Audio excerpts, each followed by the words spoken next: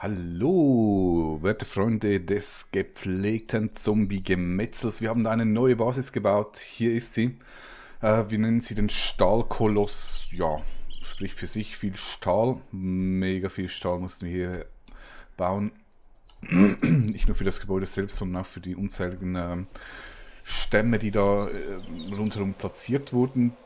Ja, ich stelle euch die Basis kurz vor. Wir haben hier wieder einen Parkplatz für unsere Minibikes mit dem Hinweis langsam fahren. Safety first gilt auch im Spiel. Ne, das ist weil wenn man hier runterfährt und so schnell runterdonnert, dann ist man wirklich, ja, kommt man nicht mal mehr dazu zu wenden. Ja, schlichter Bau, funktioniert. Gute Fahrt muss auch sein. Fliegen wir mal wieder hinaus. Gesichert einfach mit einer Zugbrücke, einfach Konstruktion sehr effektiv.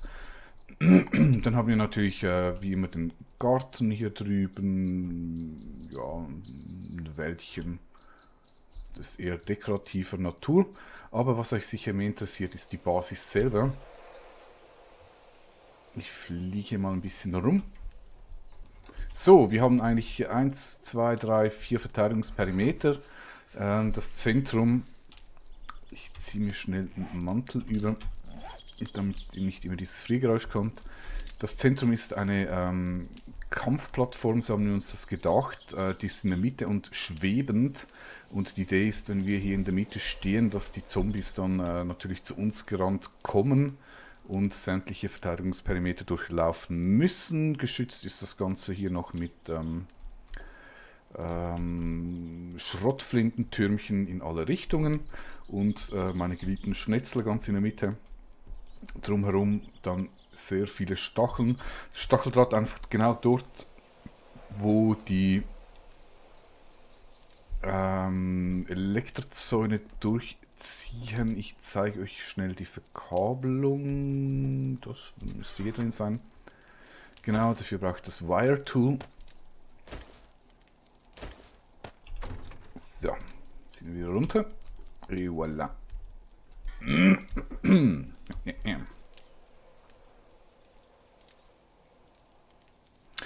Okay, genug geräuspert hoffentlich. Was wollte ich sagen? Ja, die Verkabelung ist relativ klar.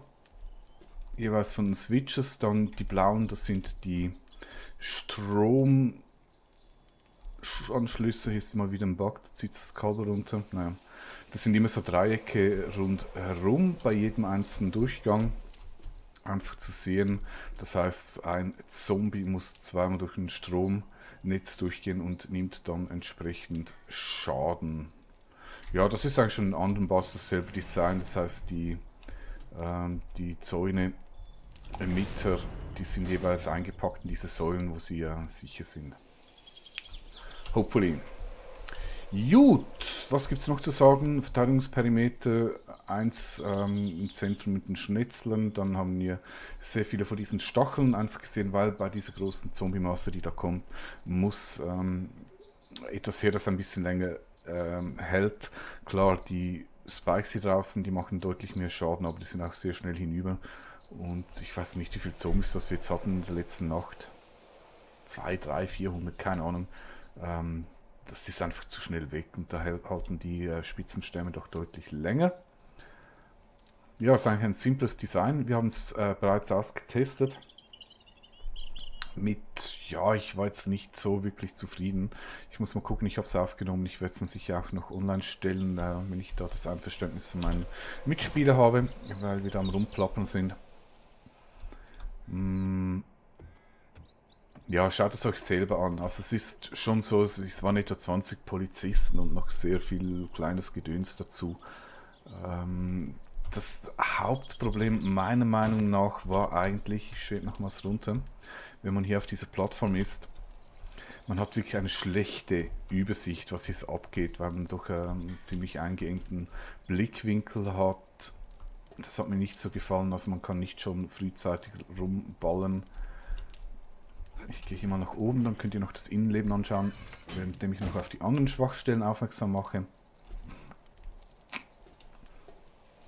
Ja, das ist der Wohn- und Craftingraum, wie gehabt.